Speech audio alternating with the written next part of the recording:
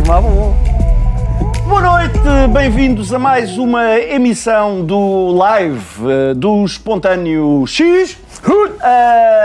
A edição online do Festival Internacional de Teatro de Improviso, que, como já devem ter percebido por esta altura do campeonato, não está a acontecer como normalmente acontece, ou seja, presencial, com palco, com convidados internacionais cá em Portugal. Está a acontecer aqui no éter da internet. Cheira um bocadinho éter. Já temos uma tonelada de conteúdos feitos ao longo da semana passada e já durante esta semana. Está tudo disponível no site, no nosso canal de YouTube, www.espontâneo.pt, e tem sido uma experiência bastante diferente da habitual. E hoje cá estamos para mais um Fusível. O que é o Fusível? Perguntam vocês. O que é o Fusível? Ainda bem que perguntaram todos ao mesmo tempo. Como é que funciona o Fusível? Eu vou explicar o que é o calma. Não posso falar com o que é que nós podemos saber em relação ao Fusível? Uma pessoa vem para aqui e não sabe. O Fusível é um segmento não é de reta, mas é do programa do Espontâneo, no qual nós resolvemos convidar pessoas muito interessantes, pessoas que nos poderiam vir falar da criatividade e da maneira como usam a criatividade, que superem muito a própria improvisação teatral, mas que têm sempre pontos de ligação com o que nós fazemos. Tivemos ao longo destas emissões do Fusível vários convidados de diversas partes do mundo. Todos os conteúdos, todas estas conversas estão disponíveis. Estas conversas não pretendem ser uma aula sobre criatividade nem nada que se pareça. É mesmo falar... Hoje, que eu trouxe um caderninho para tirar notas. Para tirar os apontamentos. Ele também só vem cá hoje. Agora, o que nós... Hoje enganou-se, pensava que era sábado. Pensava, mas hoje afinal não é. O que nós queremos é ficar a conhecer estas pessoas que são muito interessantes e que têm histórias para nos contar. Por falar em conhecer pessoas, diga. Também temos que dizer que connosco hoje temos Nuno Fradique, Marco Martin, Nuno Graça... Marco Graça e Ricardo Soares. E Ricardo, lá está, os três ali no T1 que partilham e eu na minha casa enorme e gigantesca que é esta. Hoje o nosso convidado do Fusível é alguém que nós conhecemos também no éter da internet, não o conhecemos ainda presencialmente, não nos foi permitido, pelas razões que todos conhecemos. Já há algum tempo que o queríamos convidar para ficar a saber muito mais, não só sobre ele, como do projeto extraordinário do qual ele é fundador e do qual ele faz parte. Eu vou apresentar, a conversa vai ser em inglês, num inglês um bocadinho macarrónico, o nosso inglês, aquele inglês que todos nós falamos. Chama-se European English. Ou inglês de praia. Ou inglês de praia, uma coisa assim. Exatamente. Vamos tentar... Cheira a bola de Berlim. Vamos tentar com que o nosso convidado perceba aquilo que nós lhe vamos dizer, que vamos perguntar. A conversa vai ser em inglês. Eu acho que vai ser perceptível para toda a gente, mesmo que não se arranharem um bocadinho de inglês, eu acho que vão... Se tiverem o som ligado, que vão chegar lá. Pois, para quem tiver dúvidas, pode sempre ver nos YouTubes da vida com a legendagem automática. Com a legendagem automática. Pode ser divertido. Porque depois aparecem... Mas dá para perceber. Sem mais demoras, porque a conversa vai ser muito interessante, seguramente. Ele é fundador de um projeto chamado The Flying Seagull Project, projeto que trabalha com crianças, mas não só, também com séniores, e que tem levado a brincadeira, o divertimento e muitas outras coisas a sítios onde não existe. A sítios onde não existe, nomeadamente a essa chaga dos nossos tempos, que são os campos de refugiados. Senhoras e senhores, sem mais demoras, vamos dar as boas-vindas ao nosso convidado desta noite, o extraordinário Ash Perrin!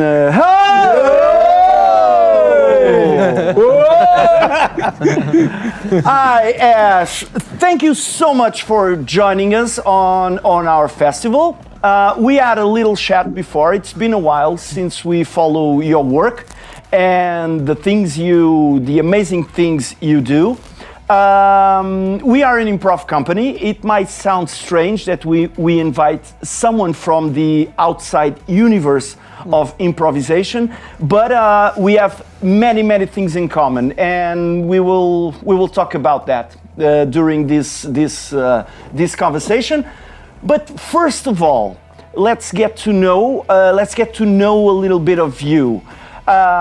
When did it all started, Ash, for you? Going back in time. Well, I guess, I mean, the organization, as in the Flying Seagull Project, that started in 2008. But my actual, the kind of pursuit of clown and the enjoyment of clown and street theatre was much earlier, because I hadn't got any money, and I got a place in a drama school in London, which was a big opportunity, but we couldn't really afford it. So I started doing street performance and kids entertainment on the weekends just to kind of pay my way. And it was just so much more fun than theatre acting. So really early on, I thought, I'm terrible at acting anyway. I'm actually an awful actor, and I'm an awful stage actor and Shakespeare and things like that. Like, I'm terrible. But when there's an audience that I'm allowed to actually mess around with and speak to, then it's like, it's much more fun. So it started really in drama school when I didn't really like acting, and I really dug street performance. And then after drama school, Hollywood didn't call me immediately, which was a surprise. But, what to do. And then, so I just did clowning work, really well-paid clowning stuff, and then traveled, and then came back, did some more clowning stuff. And it's quite lucrative if you work hard. But then I went to Cambodia, and I realized that the whole of the life that I lived was a self-serving, very shallow, very pointless, kind of flippant existence. And I realized that, actually performance and theatre and shows and energy and, all that stuff that we love doing it for is also, it can change the world a little bit. It can get through to people. So I quit my acting agency, sold everything I had, bought a van and drove to Romania and spent 3 months performing in orphanages. And that's it. That was 14 years ago. And we haven't stopped yet. So, yeah. Can I ask you a thing? Nice to meet you. The lights are quite something behind you. The sky. And yes, it's beautiful. But can you tell us a bit before that? Where in your life did you turn to get into that drama school and start playing around? What made you turn to a road that it's not obvious for most of us? That just starts at the very beginning. I was born pretty much deaf, so I had about 15% hearing, and I had an operation when I was 2.5, 3 years old, so I can now hear fine.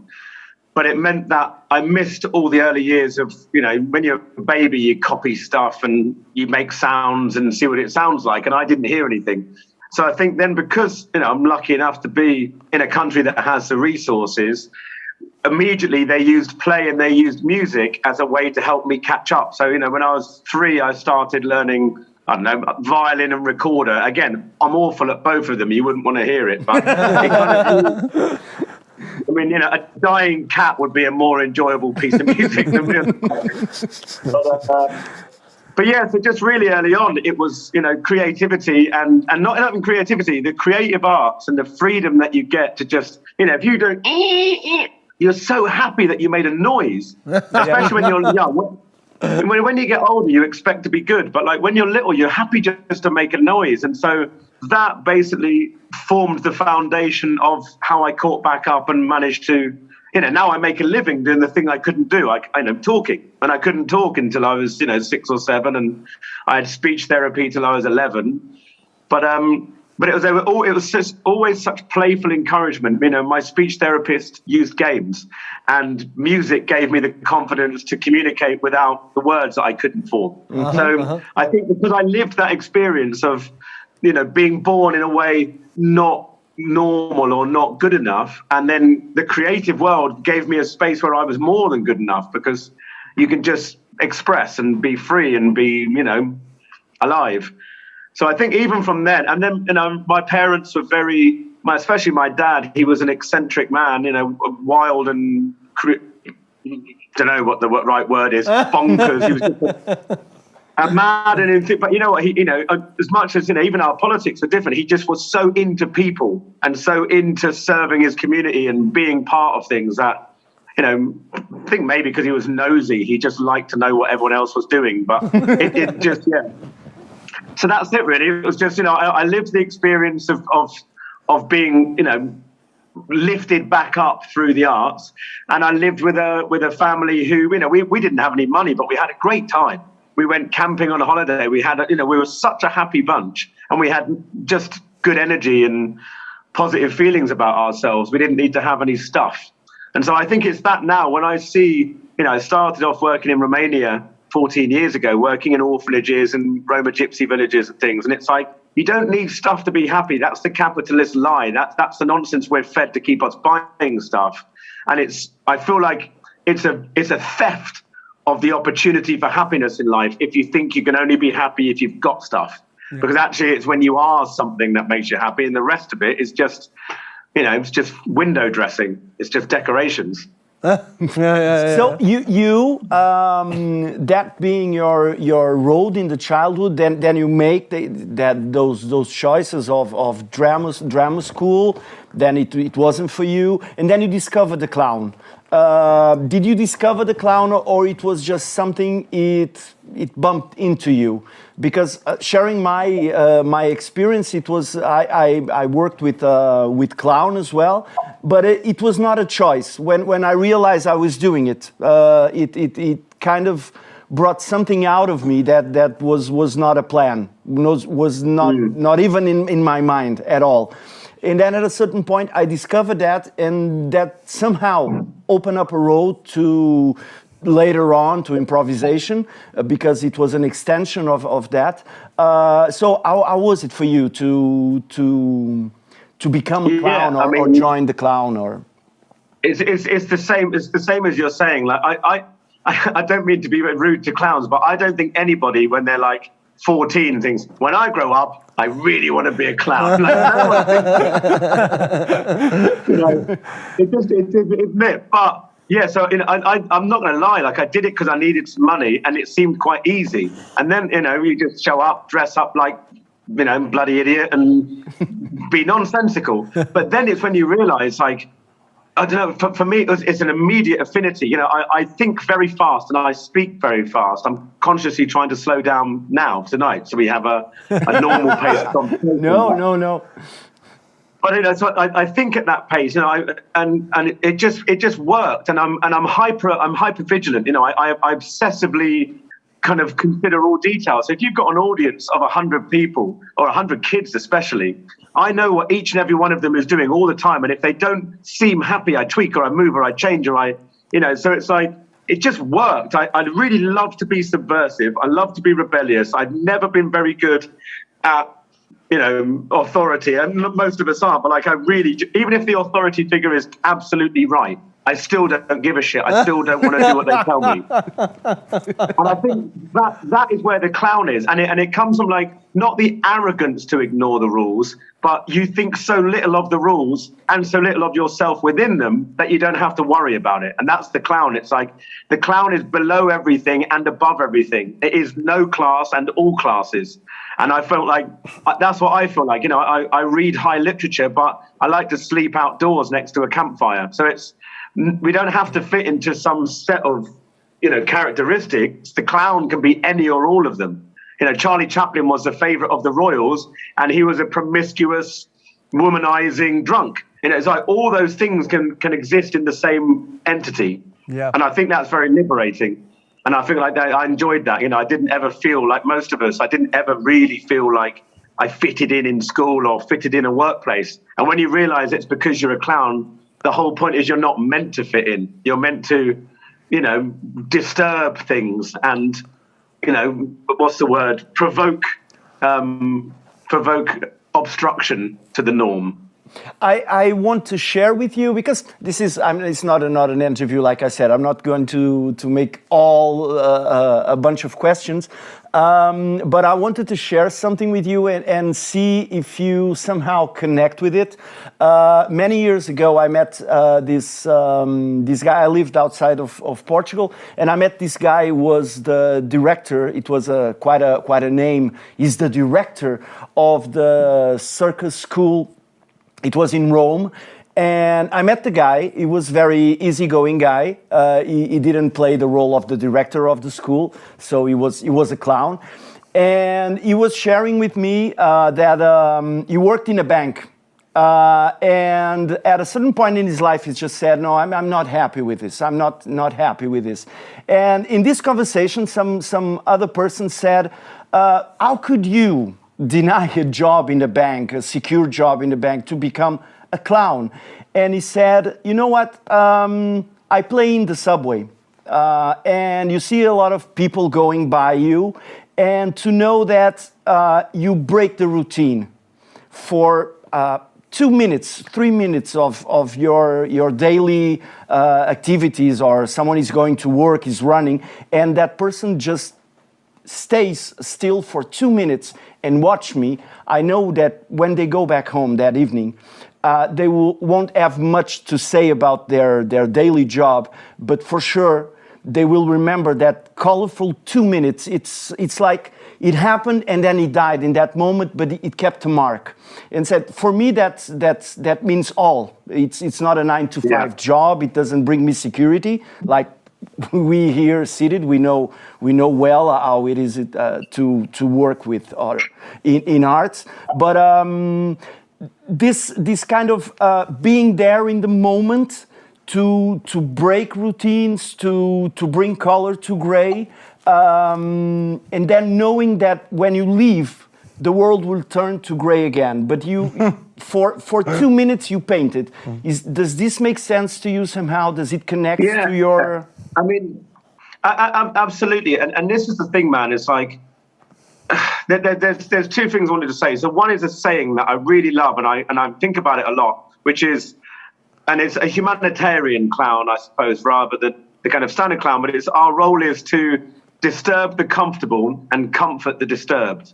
And I really like that, because the thing with, with comfort is that if the system works, let's say this whole thing we've created over the last, 1,000, 2,000 years, if it worked and everyone could pursue their heart's desire and feel free and work hard if they want, or, whatever, then cool. But so many people are miserable. So many people are unhappy. So many people are lonely and feel awful about themselves and feel that life is a prison sentence. And so, we have to disturb that. We have to break that mold, because, like I said before, it's like they're having their lives stolen on a lie. And it's this strange idea that what we have now, people always say, yeah, but that's the way the world is. We'll talk a bit later, I'm sure, about the work we do in the refugee crisis. Yes. But it's like, people say to me, but, bottom line is, Ash, is that's the way the world is. I'm like, no, that's the way the world is now. Exactly. It can be different tomorrow. It wasn't like this 10 years ago. The world is whatever we choose to do with it. And unfortunately, like you say, we've created this grey landscape where if you stick out or make colour or make noise, people think you're a radical or it's unusual. That is, what we were... Sorry, just a question. Are we allowed to swear on this chat? Is it okay to use bad language? Yes, of course, yeah. Go. Okay. Go for it. That's fucked up. Yeah. That is a fucked up logic where you think, we have a grey world where people feel miserable, where no one can pursue the thing they're good at, where they can live a life in a prison sentence job, where they don't even work on something they care about.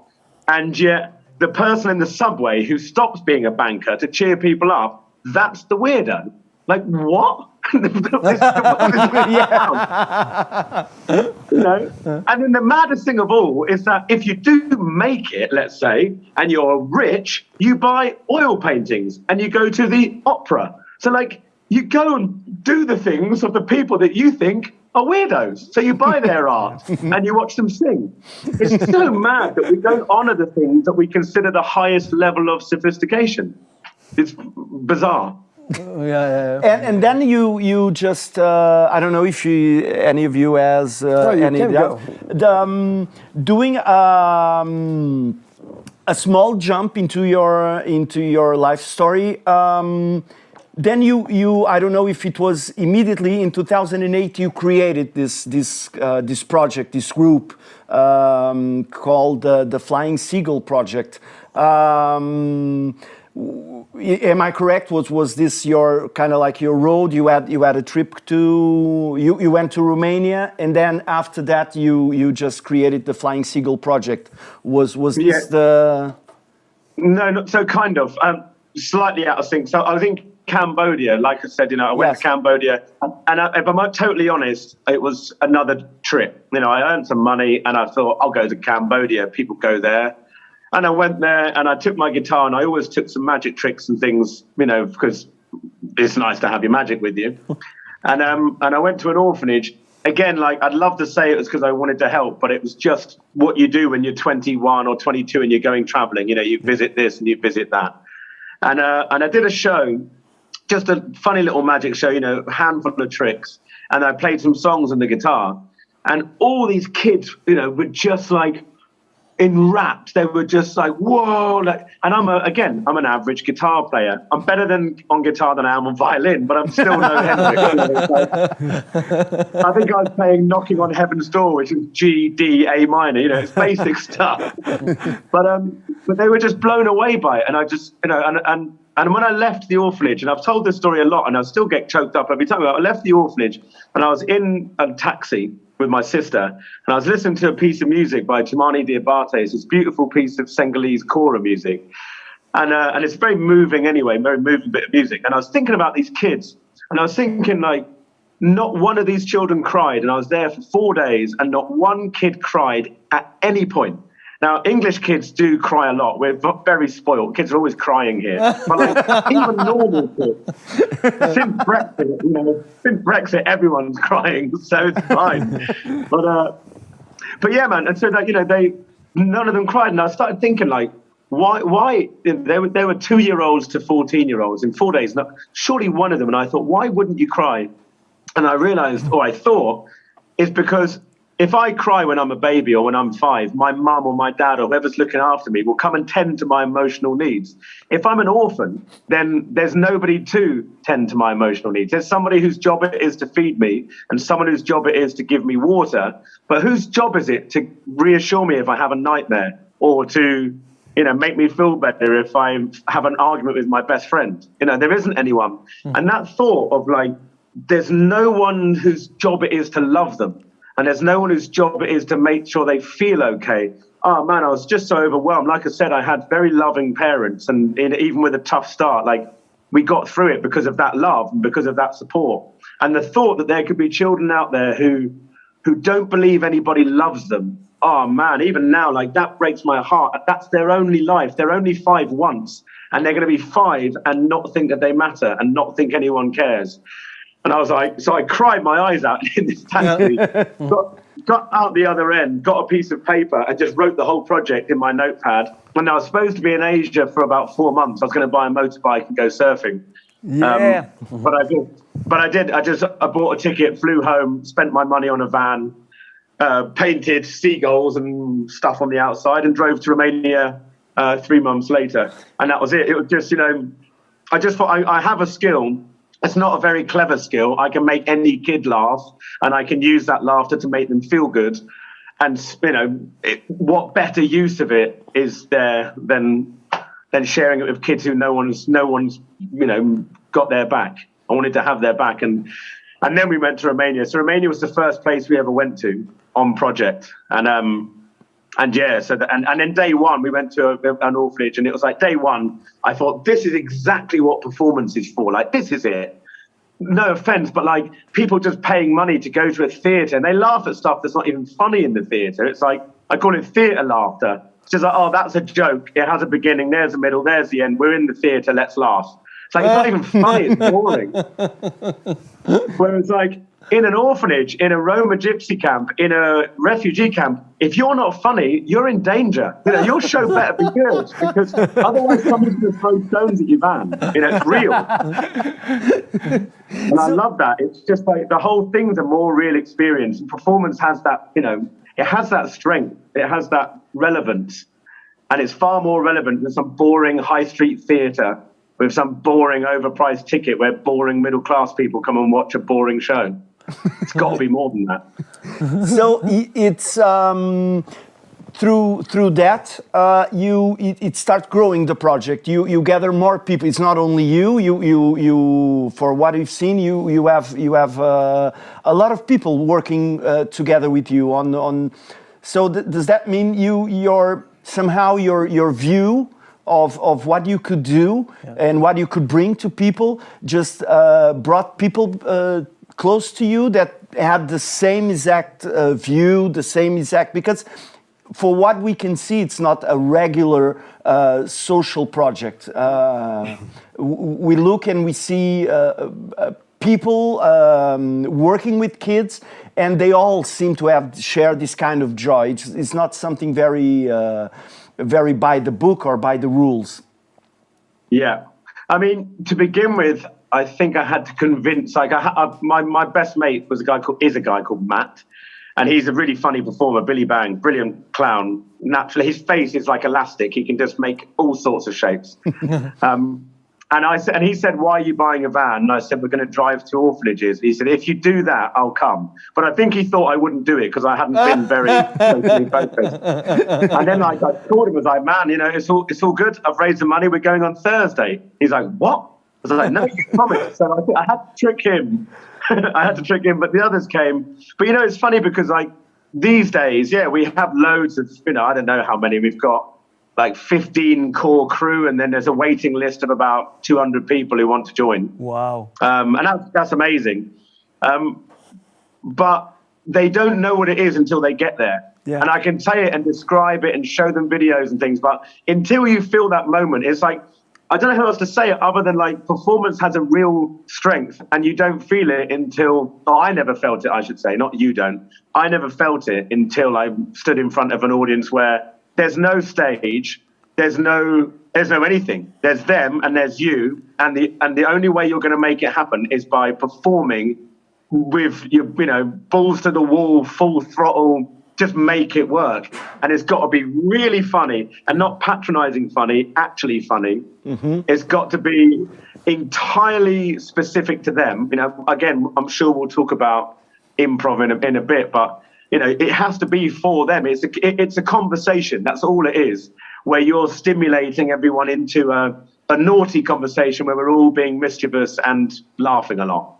Yes, because it's very difficult. Yeah, you have to be so good because these situations in the refugees camp, lots of people didn't have the childhood. They never had time to play, and for some of them, it's the first time that they have contact with something more funny, and it's like they are discovering you and your show. They are looking with. It's not like a regular show. It's not like a regular show where people know what they can count on watching. Can I have an add-on on what Nuno was telling? Because it happened to me once. I was playing in an elder site. Not a site. It was a. Para os velhos, como é que se chama? For geriatric. Not the geriatric, but senior zone. Yeah, seniors zone. And we made all the program, and the last day we were saying goodbye to each other and having fun and and promising for each other, we have to get together one of these days. And one of them said like this: "No, you won't come back. We know it's always the same. Yeah. We always say that we are going to come back, but we don't." And how does it feel? How does it feel to be with people that somehow you can imagine that you are not going to see them again, and they know that you are there for 10 days, and then maybe off you go and they're back alone again. Is it? I mean, to be honest with you, like, you know, you're touching a nerve because it is by far the hardest thing. Yeah. And it, you know, when it was Romania, it was different because I went back, you know, 8 years in a row to this, not the same places, but near enough. Since the beginning of the refugee work, yeah, there are children that I don't know what happened to them. They were very vulnerable children in a very vulnerable position, and I managed to get them to join. Even something they can't, you know, they don't speak. They're so traumatized they can't speak, or they're so traumatized they just are very violent, or they're so traumatized that they just look and they don't join in. And it takes a lot of energy and a lot of, you know, focus to find an avenue to help them to feel able to join in. And then, sometimes we leave. Sometimes the camps are just emptied. You know, you show up one day and it's full. You show up the next day and they didn't get any warning and they're gone. And that's really hard because, it's hard, you know, on a personal level, emotionally. I really, you know, there's lots of faces that I will think about till my dying day. You know, children I don't know what happened to. Yeah. But on a professional level, it's also, you know, I would never leave a kid or a community of children without telling them. You know, like, especially COVID. COVID was a real bad point, to be honest, when it happened, because we'd been in Samos, which is an island in Greece. We'd been there for 6 months. I had a circus tent, like a full circus tent, literally next to the camp, and we ran 6 days a week. You know, I knew these kids inside out. We knew what made them tick. We knew there were kids there who wouldn't speak, who now talked, and like we'd made such a lot of progress, and we'd formed a really tight bond. And then one day we were told that's it. You know, there's no more access to the camp. Your tent has to come down. You all have to leave Greece, and that's it. We didn't have any exits. You know, we call it an exit strategy. We didn't tell them.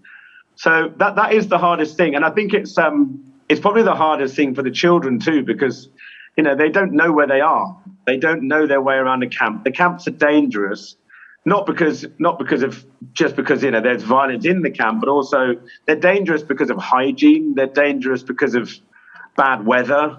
They're dangerous because of police brutality. You know, it's not nice places, and then suddenly they move to another camp or another country, and there's no control, so they don't know when they're being moved, and we can't track them down. So there's no easy way around it, to be honest. It's just one of those things we have to just accept is part of this horrible situation. But then there are, you know, very occasionally there are anecdotal moments where, for example, my team in Norway, a guy called Bendik, he's a big bearded, even bigger bearded than me, Norwegian clown. And he phoned us all last week and was like, he's doing shows at the moment. We've got a bus in Norway with a hydraulic stage. So we've been parking it outside of nursing homes and children's centres, doing shows the whole way through COVID because it's a bloody bus. You can go where you want. Anyway, and he went to this asylum centre and there was a kid start singing one of our songs. He's going, you Samos, 354. And so he'd made it all the way to Norway, this lad, with his family. And the fact that he saw us there, it's like somehow the world of the clown still exists. But, you know, there's not enough of those.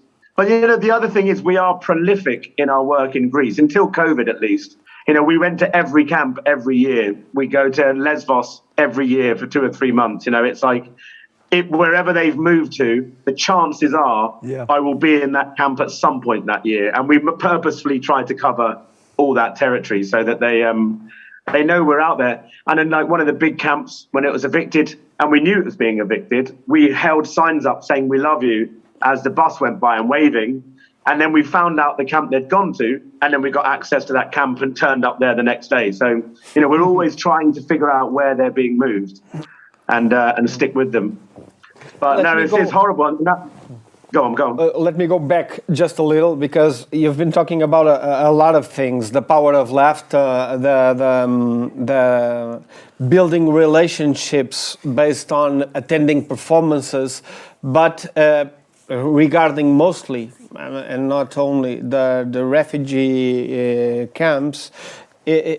How do you manage to build a more safe environment to initiate this play, you know? Because this arriving to a place and engaging in play in such a specific environment requires different skills. How do you manage this space, you know? Because it's not the same we do with kids in the street. Kids with parent support, you wink and you do something and you are playing in that moment. But I imagine, and I can only imagine, working in such a specific places, how do you trigger this initial moment of invitation to play? Yeah, I mean, to be honest with you, you're absolutely right. And then in another way, it's kind of the same. Like in the same way that you would start a contact with a kid in the street, it's the same. And this is what people don't. I think even what we didn't realize to begin with is like, you add all these extra layers on. That's a kid. Oh, hang on, it's a refugee. Oh, hang on, they've come from a traumatized. But underneath, this is the whole point, is he's just a 5-year-old boy. He probably wants a laugh. If you pretend to fall over, that's probably still funny. If you give him a wink and a smile and a wave, that probably feels good. So like some of the normal truths that you would use in a street show are exactly the same. Yes. The thing of the camp is it's such a tense environment, and it's so charged, in a bad way, so tense and unhappy that you as you say, like you have to create the environment where it feels possible that play could happen. But that environment, sometimes I'm lucky and I can put my circus tent up. But sometimes it's just a circle. And once we do everything in circles. Duera is the Arabic word for circle. We do everything in the circle. And once you make the circle, as rude as it sounds, you turn your back to the world outside and you turn your face towards each other. Yeah. And so we can actually create quite quickly that like safe space. And also, in terms of it being safe, it's very surprising, even in France where, and I don't care to say it, I don't care if it's controversial, the French police in Calais are brutal. The CRS police use violence like it's the first point of call. It's especially in the days of the jungle, it was unbelievable how quick to violence and how much tear gas was fired. But even those guys, who are assholes, if you ask me, even them, what are you going to do when there's 50 kids in a circle playing a game? Like it somehow reminds everybody that they're just children. So we've been in some super tense environments, but you get them in a circle and you sing a song and you play Duck, Duck, Goose. And it's like, you've got to be some next level of evil to be able to be violent in that situation. So sometimes weirdly, it actually calms everything right down and can alleviate some of the tensions and violence on site because everyone is reminded there are children here. And there were times we've stood here and we made a circle around the kids and I've just stood there going, there are children here. Control yourself. You just got to shut up and stop being, you're grown-ups and these are children, use your minds. But so play has that balancing effect where, there's no one on earth that doesn't find the sound of kids laughing and singing a reminder of what's important, and suddenly all your tensions and politics and all the rest of it does seem to disappear a bit when there's a bunch of kids playing. And at the same time, also like you bring this layer of ritual, bringing. Yeah. I get this sense of ritual because of the circle of creating a space inside a space, a safe space that sometimes is lost. This thing usually some would say we are losing touch with the play. We are losing touch with the rituals. That's not so common with theater people, with clowns, with musics. And in your case, I get this sense of you evoke also a ritual when you host people. Yeah, big time. And in fact, it's an unusual, I would never have thought this would be the case, but like Samos was 6 months the project ran, and I started every day with near enough the same 45 minutes of games and songs in near enough the same order. Because then it's like, this is our world. This is our world, as in like with the kids, this is our play community. We all know the songs, we all know the actions, we all know what's coming next. And I started every day, I've got a tuba, like a big brass instrument. And I would stand at the bottom and just go, bum, bum, bum, bum, bum, bum, bum, bum, bum, bum, hale, hale. And then the kids come running down, and the name of the club was Roly Poly, which is what they'd called it before. So I just stand there, like next to the police van, next to the riot and riot army police, just going Roly Poly, bum, bum, bum, bum, bum, bum. And what are they going to do? The police are going to tell me, don't play the trumpet? And then, the kids come running down the hill. You have to be responsible. So there's a road to cross. So we had 3 people wearing high visibility jackets on all parts of the road. So it was safe. I built a fence that went all the way around the land so that the kids were safe in there. If any adult tried to walk across, I'd stop them and say, you have to go round. We're playing here. So on a professional level, we'd manage the space, and then we'd start the ritual. And we do call and response. So, but physically, because they don't speak the same language. Yeah. And even in one group of children, I might have 7 different languages. So why would I even bother using any language? I just use a different one. So we have like, ha, shoo, oing, ting, ba, ba, ba, ba, ba, ding, wow, ooh la la. And it's just, we just establish a new vocabulary. And by the end, not even by the end, by like 3 weeks in, the children can run the session themselves. And they're going, ooh la la, mamma mia. And it's wonderful. So we establish our own language, our own world.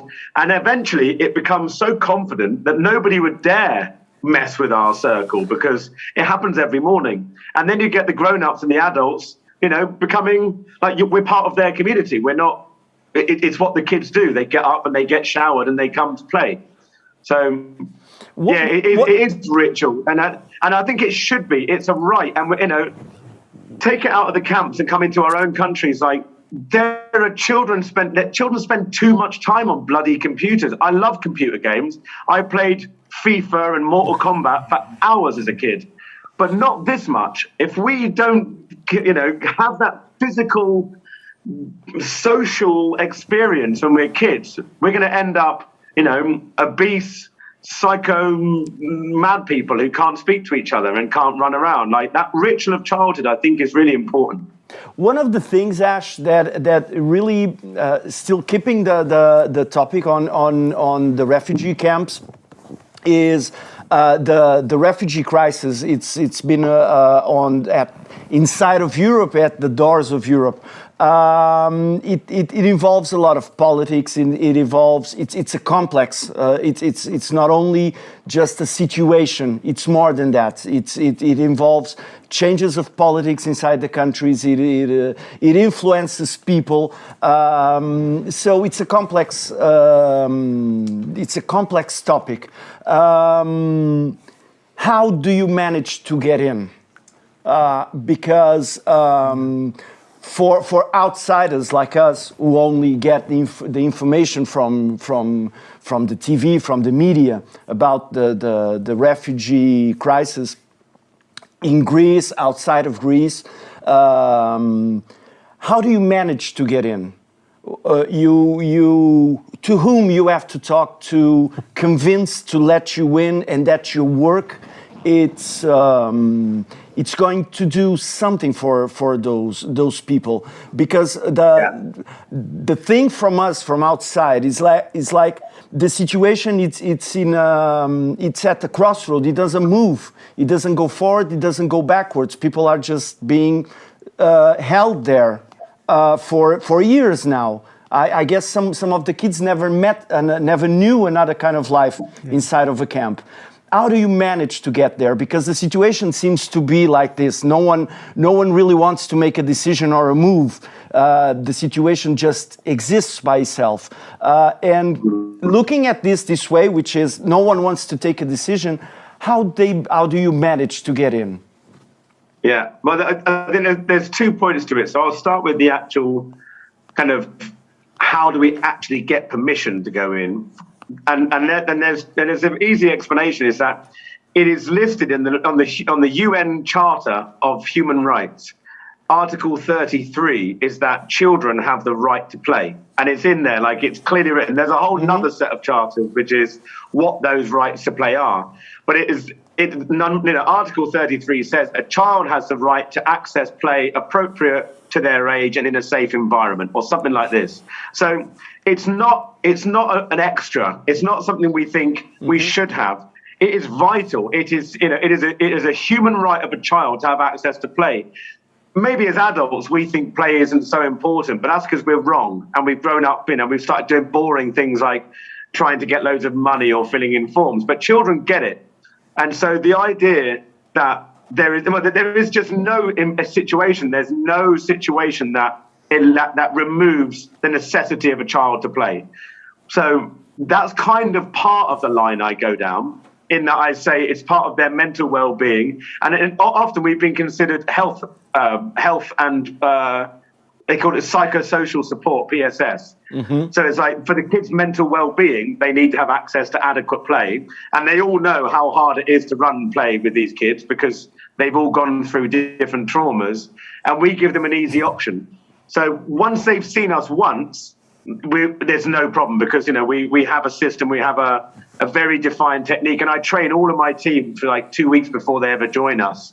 I train them in what's what I call dynamic play technique. So I teach them about recognizing invitations to communicate and requests to stay back and all that stuff.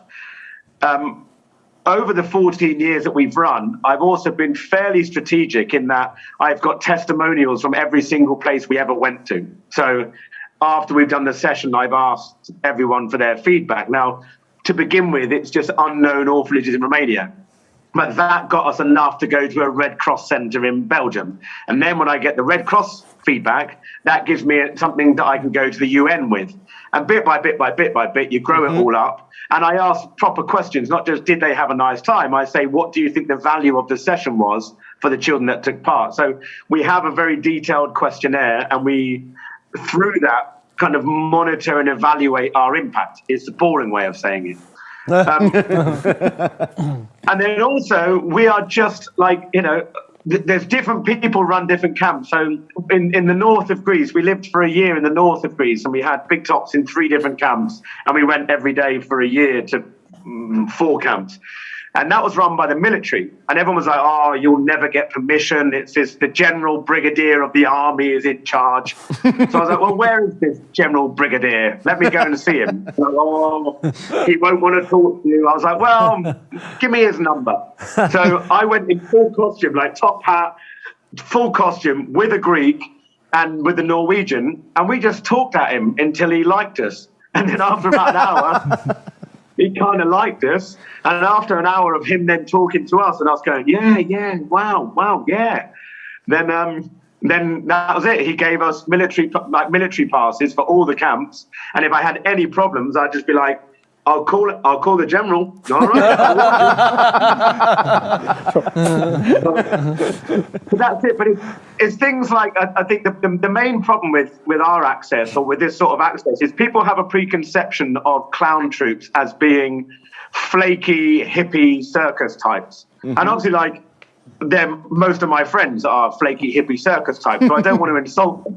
But if you're going to be considered, and also I think you should, if you really believe in the work and you really believe it is essential and it is mental well-being support, you have to take it seriously. So we are never late. Our costumes are never dirty. We are never hungover. We take the standards really, really seriously. So every day we have a briefing at, an hour before we start work. We go through how the session's going to run. We have safe words. We have 4 team leaders on site guiding the new clowns. So it's a real, I want to say military operation, but I don't mean military. It's an operation, yeah. It's an operation. It's just precise. Yeah. And if I say I'm going to be there at 9, I'll be there at 9:15. And if I say I've got equipment, I've got risk assessments and insurance in Greek for everything. So it's like, we go the extra mile to counteract their preconceptions. And then they see the kids respond super well when you actually know how to do non-verbal, energetic, dynamic play. They just want to play, and we just give them a safe place and a safe guidance to do that. The thing, because you said the play, and I want to introduce it as well. And invite everyone who will see and hear this conversation, because it will be available. It's not only live; it will stay online for whoever wants to hear this conversation. I'm talking about your book, because we've been talking about this.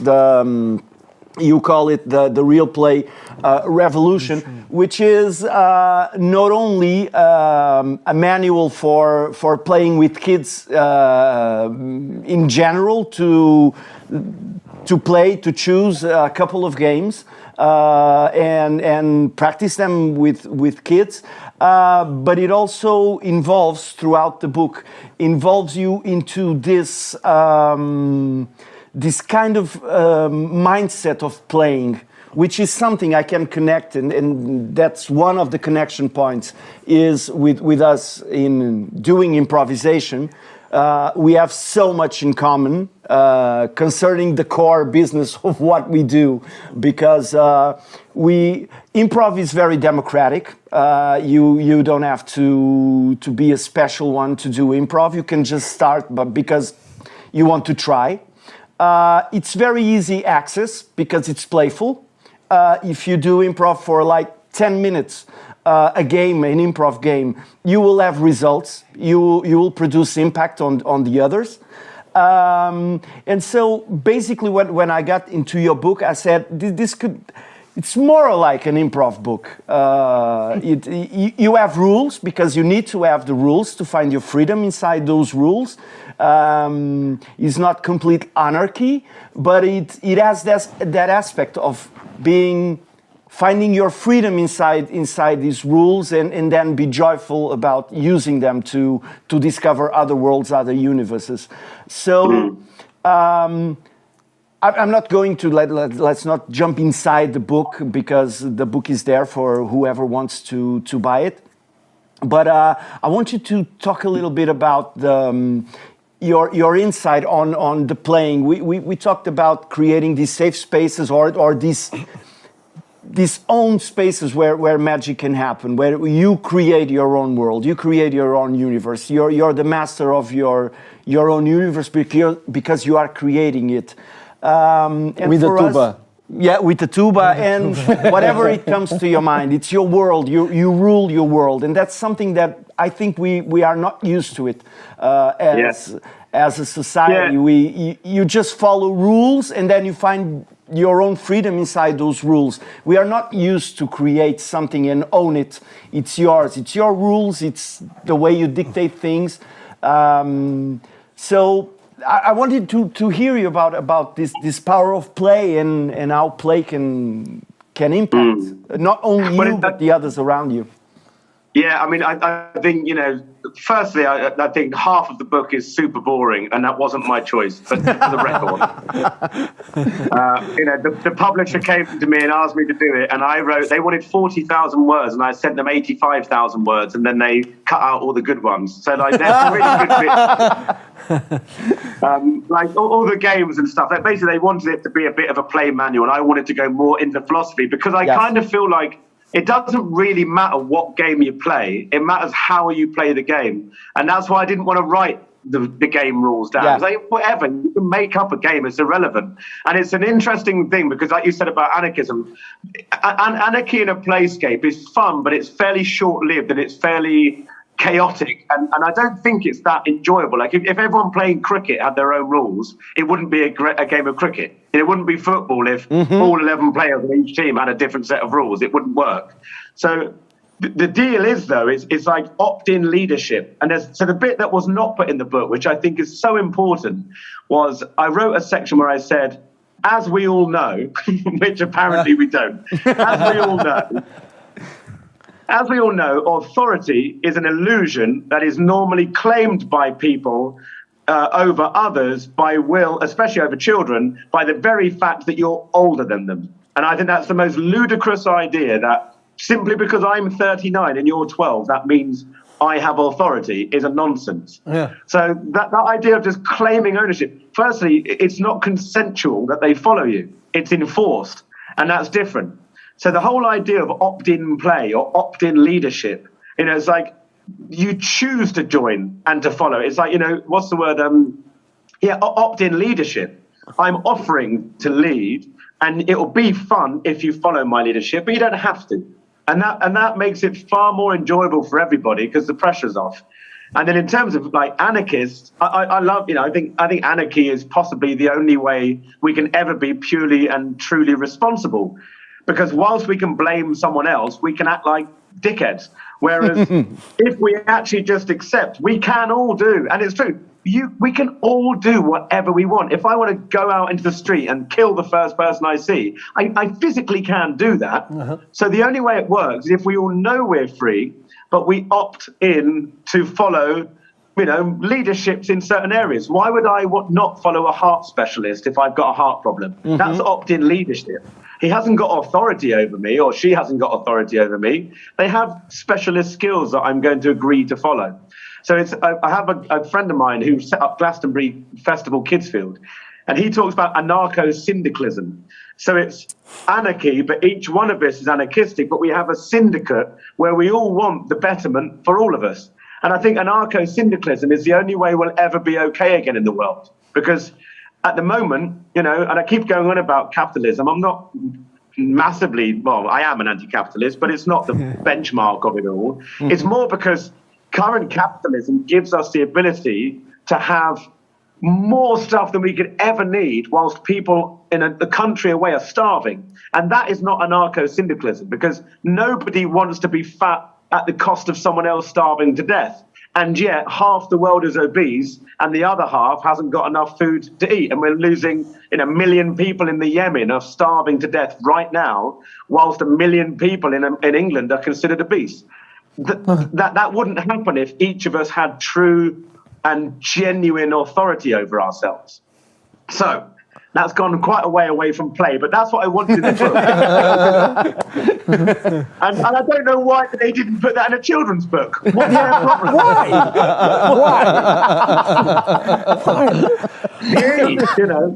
But going back to play, the point is that, within the book, that the idea of play is like we agree to a set of guidelines and we continue to opt in to that guideline because it's more fun. And play only serves to be more playful. The minute you try and put an agenda in, I want to teach you about Christianity, or I want to teach you about sexual health, or whatever it is, that's not play anymore, that's propaganda. So play has to be without any other purpose than it's joyful to play. And that's kind of the point. And how is it, going back to leadership, how is it joyful if you're being told how to play? And there's this arrogant idea that adults think we can teach kids to play. Like, what nonsense. Give a kid a cardboard box and they are happy for a week. It's as strange as it is. And we create all these ideas. And I really feel, and I think, again, I put it in the book, it's like the more stuff you put in, equipment and things like that, the further away from true play it is. You just, it's nice to have a framework. You can have different leadership. The children can lead, but play has got to just be for the purposes of play itself. And all those side products, people will say, but why does play matter? Oh man, I'm doing a talk in about 3 weeks' time in a university. It's like a big play conference. And I think because they're all play specialists, I can't get away with the usual talk about why play is important. But I thought to myself, why am I even trying to convince people why play is important? I feel like going, hands up, anyone who doesn't think kids should play. No one? Cool. So let's move on. We all agree that. And it's like we're so obsessed with micro-explaining psychologically what happens. Yes, does play pull down social barriers? Of course it does. Does play empower children to explore possibilities within their experience? Yes, of course it does. But is that why you play? No, you play because it's just what kids do. You put 5 kids in a room, they're going to play. It's their instinct, it's their language, it's how they express. So I kind of feel like, with the book and with some of the things nowadays we have this different challenge because of the pandemic, we can't, for a long time, for a year or so, put kids in a room. Someone told, I heard this sentence, the kids in the city, when you see kids in the street, they are almost the fireflies in the nature. When you have kids in the streets of the city is healthy. And we are living now a year or so without having kids on the street. Luckily, we are now surpassing some issues, but we had a year or so without kids really playing or having the chances to play with their parents in their households. If they have brothers or sisters, they could play or not. So at the time being, we have this deficit probably of playing. And how do you think about this? And I get this feeling, and we didn't talk about it, the way we are educating the kids also tends to cut the play out of it. Yeah. I mean, there's an amazing, with the second point first, there's an amazing TED talk by, maybe you've seen it, by a guy called Sir Ken Robinson. Oh, yeah. He died a couple of years ago. Yeah. But school kill creativity. And I just think it's so right. Like, I had an awful, not awful, that's a bit dramatic. I didn't have a very enjoyable experience in school because I wasn't even allowed to do drama and music. You had to choose one or the other. And yet I had to do 3 different types of science, history and geography. It's like, it's like there is this continuous obsession with academia, whereas, as I say, like if you're super rich, you go to the opera and you buy art. But none of us are encouraged to become opera singers in school. I never heard anyone in school being recommended, you should think about being an opera singer. Like, it doesn't happen. So in terms of the way we're being educated, we are being educated for the purposes of serving some mechanism within the current societal industrial makeup, be it, some bullshit job like, I'm not being rude about anybody in HR, but we've created loads of departments that aren't needed. They're not needed. And the thing is, we're so, like, I'm going to go down another rabbit hole now, but Go. We were talking the other day about unemployment. So I don't know what it's like in Portugal, but we have a real rising unemployment, not just because of COVID, but before COVID, like huge amounts of unemployment.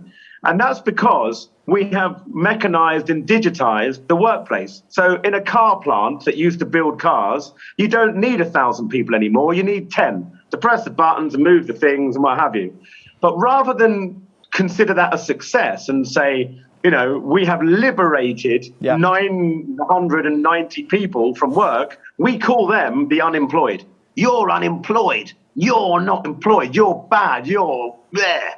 And you think, but we've liberated, we need to get this idea that it's labor liberated. We're liberating humanity from the need for working. Like Monday to Friday, you work 37 hours. What? Who? Why? What? Who made that up? Why are we still doing that? We don't have to work Monday to Friday, 9 until 5 anymore, because most of the jobs, or a huge amount, are being done elsewhere.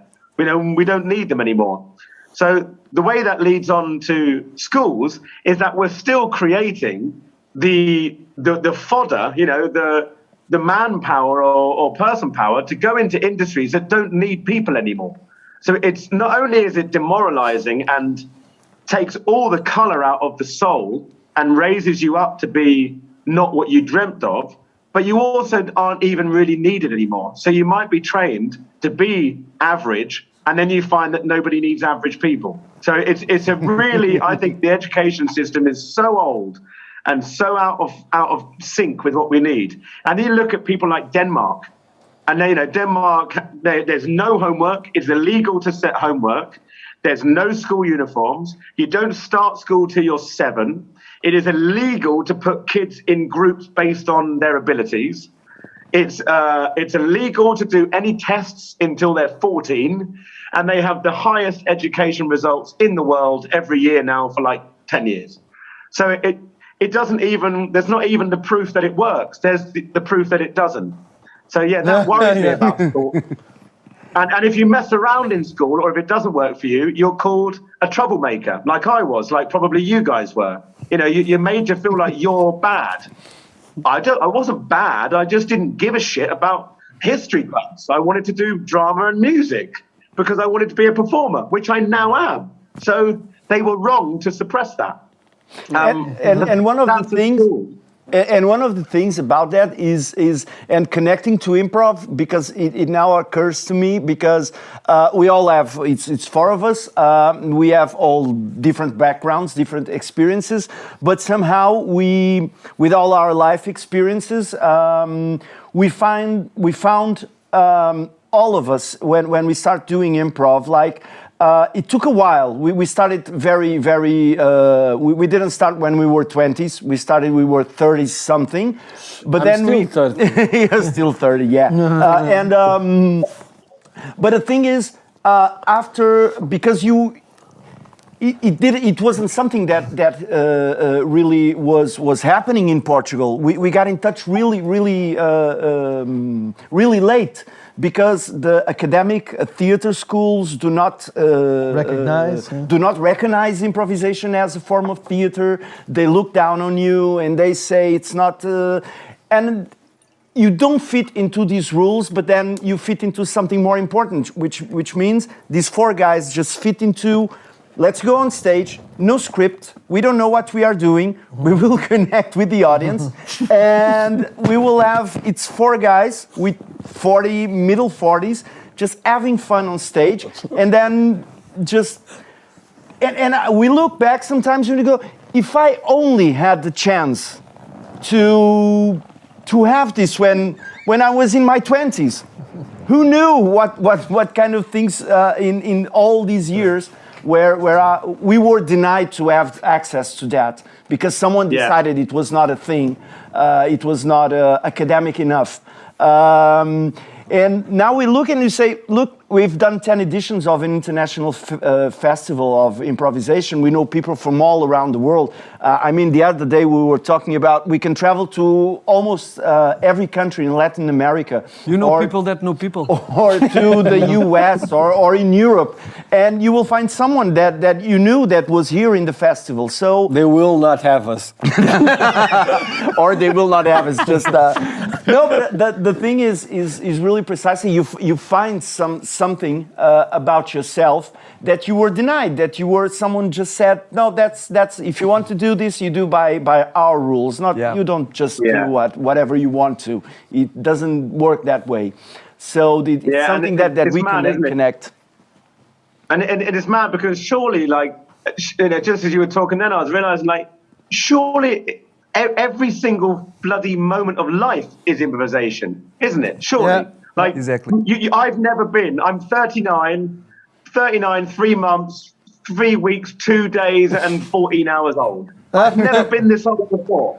I've never been that old before. And then tomorrow, I'll be another day older, and I've never been that either. I've never done today. So every single bit of it is improv. And the stupid mad thing is, why would anybody else be able to tell me what I should be doing in this improvised moment, which is my life, which belongs to me? Yes. Like, who are you to tell me what I'm going to do in this improvised? It's improv. So there isn't a script anyway.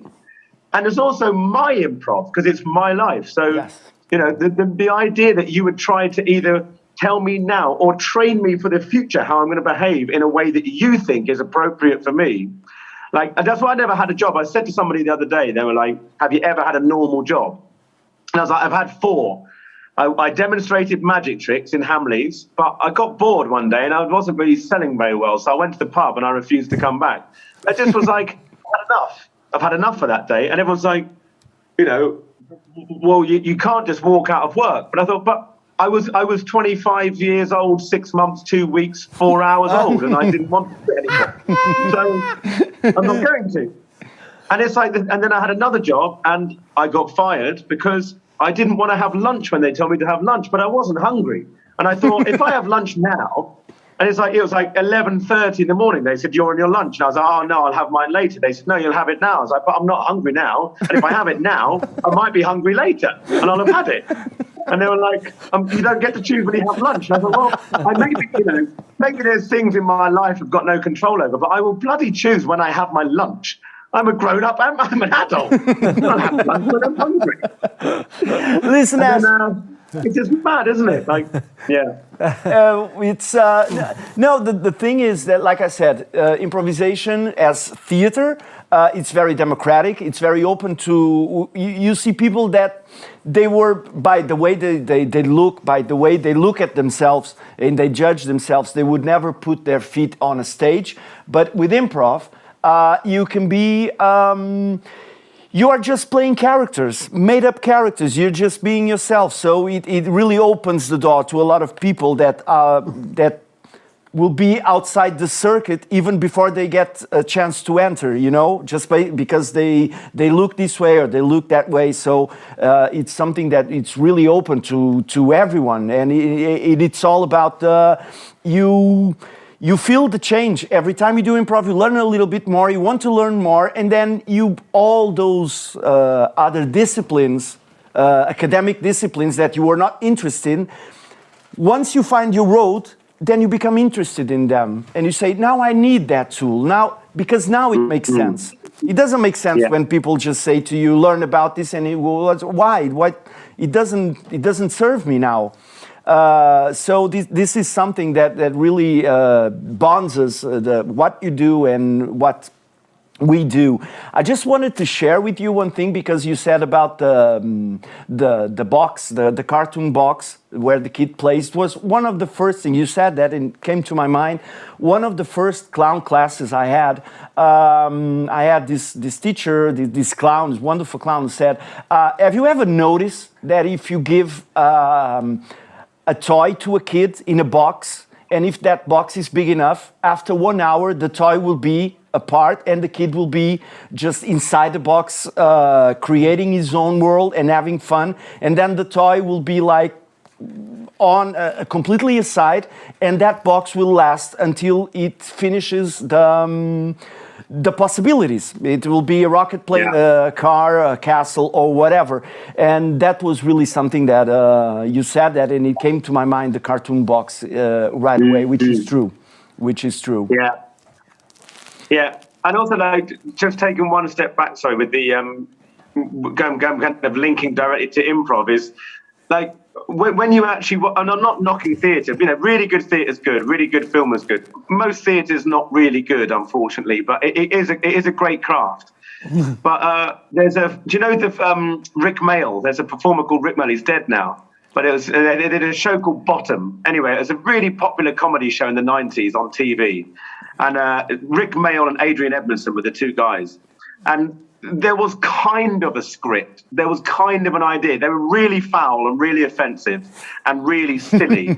but they did live shows. It was called Bottom Live, and it was always with a live audience. And the best bits were when they forgot their lines and went just in. And I started thinking about this because I love to watch the outtakes of Bottom, because I still think they're my, Rick Mail's one of my inspirations. Really, he was a genius. And he was genius. He was wild. He was wild, and he never apologized for that. He just did wild performances all the time. But actually, even when you go to theatre, like especially comedic theatre, aren't the best bits when they go wrong and they make each other laugh? Isn't that like the bit that's exciting? And I feel like that's what improv is, isn't it? Like, you're basically looking at people who are, even sometimes when it's not even that good, and they're going to and you're making each other laugh, and you see the other person like freezing up and then laughing. That is so exhilarating to watch people creating at pace with the pressure of an audience. Oh, that is just so exciting. It's so much more exciting than watching bloody Twelfth Night by Shakespeare for the millionth time. It's just it's more popular, because also then you're watching a person being a person, making stuff up and creating, and sometimes it's probably beautiful and sometimes it's absolutely rubbish, but all the time it's exhilarating. And I think that's why our work with the kids works, because they can see that I'm not making it up, because I know how the magic tricks work and I know my routines. But like, I do a whole improv bit with my jacket. I have a drum, and I don't know how to use the drum. And then when a kid hands me the drumstick and I say, "Shall I hit it?" When I do hit it, it's so loud I drop it, and then I get hot and flustered. take my jacket off, end up with my jacket and a kid stuck to my back. Anyway, it's a long routine. But I kind of make it up a little bit each time. And because you're open to it, you know, you're always just getting the show a little better and getting it a little better and getting it a little better. So now my jacket routine's brilliant. The first time it was okay. Yeah. You know, but I've been doing it for 10 years. I've been like, you know, perfecting and changing for like, and then it's brilliant and the kids can see it. And then you do a funny bit and suddenly like, whoa, that was a funny bit. I'm going to remember that for tomorrow. And it's like, I just think it's a much better process of refining an act than learning with a director. Is get up there and improvise and find characters and you know, again, you guys are the improv specialists, so you know when you find a character that's good, you could be that character for a month. You know, you could go to the shop as that character. You could get a mortgage as that character because it's just in. Oh, that's fun. That's it. And also we work with another aspect which I think it's amazing, not only for the work in theater, but also for your life, which is the error. All this notion of you're wrong, this is an error. When we go on stage, and for example, one of us makes what would be an error. It calls you the wrong name. And then you start saying, this is not an error, I'm not going to correct him. We're going to find out why he called me a different name. And then you find a whole different story that you were not expecting. So always dealing with the error. There is no error, which means whatever you say, it will be accepted by others. Yeah. And then you do an error and you don't close the door and you blame the other. It's an error. You turn your back. You just, okay, we go into that rabbit hole as well. We're going to see what's behind that so-called error. Yeah. And then you recreate a whole different universe and you're really... like we say, we're jumping with no parachutes. We'll find what to do in the falling. You just fall, and in the way you're falling, you start thinking, how am I going to fall? So this is the big treat of what we do, and somehow, it's not only somehow, I think it's completely connected with what you do with your work. That being said, we just, it was more than 1 hour and we would stay here with you 3 hours, 4 hours talking. Really amazing to get to know you. It's just a confirmation of what we thought it would be. On the last thing I would like to say that people can go to the Flying Seagull Project website and they can donate. You can find on it's here, and we will put it on the website as well. You can donate. You can help this wonderful project. We will do our part as well. You can buy the book, which is found on the internet, and. We have to say goodbye with such a pity of us. Here it is, the website. Just find this website. Just Google the Flying Seagull Project. You will find this website, and you can find there on the red part of the website, donate. Just to say to other people that we are going to donate. We are going to donate. The three are going to donate. No, we as Espontâneo, we as an improv group are going to donate, of course, because this project is wonderful and deserves it all. And it just blew our minds when it was, believe me, it was really a scroll on the Facebook. I don't know why or how you end up on my Facebook page.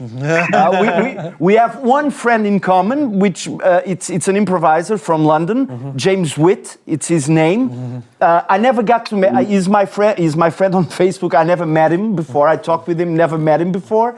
And somehow your Facebook page appeared on my scroll, and I just end up there. And it's been 2 years we've been talking about you. Stumble. Nice. Well, God bless James Witt. I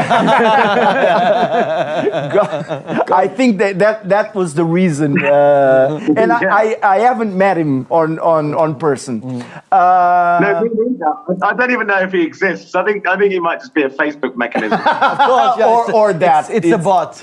But the thing is, we had a wonderful conversation with you. We finally we met you, which was something we really wanted to do.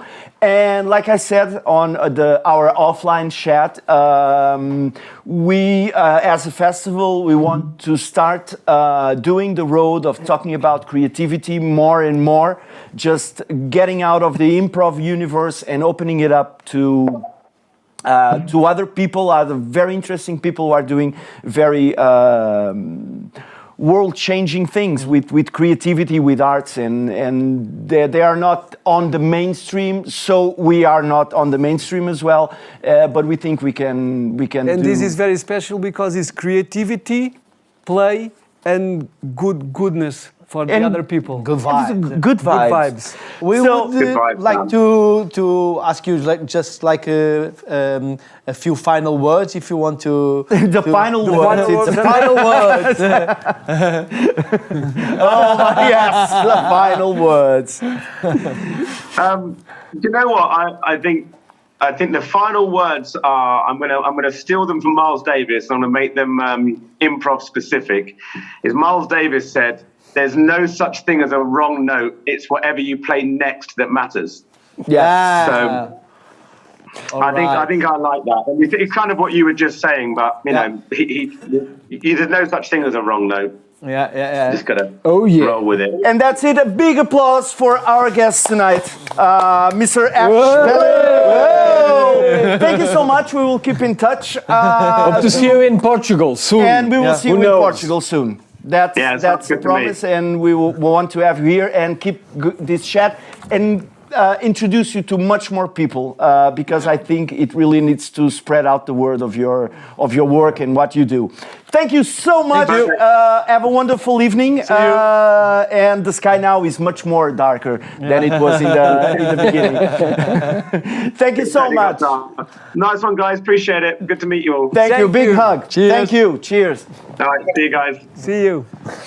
So nada, agora vamos a português, vamos virar, deixar-me No, I don't wanna.